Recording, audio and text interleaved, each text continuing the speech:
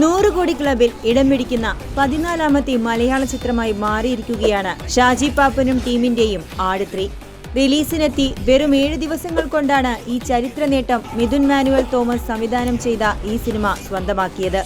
ജയസൂര്യയുടെ കരിയറിലെ ആദ്യ 100 കോടി നേട്ടം കൂടിയാണിത്. മോഹൻലാൽ, പൃഥ്വിരാജ്, ടൊവിനോ തോമസ്, ഫഹദ് ഫാസിൽ, ഉണ്ണി മുകുന്ദൻ, നസ്രിൻ, കല്യാണി പ്രിയദർശൻ, നിവിൻ പോളി എന്നിവർക്കു ശേഷം 100 കോടി ക്ലബിൽ ഇടം പിടിക്കുന്ന മലയാള താരമായി മാറിയിരിക്കുകയാണ് ഇതിലൂടെ ജയസൂര്യ.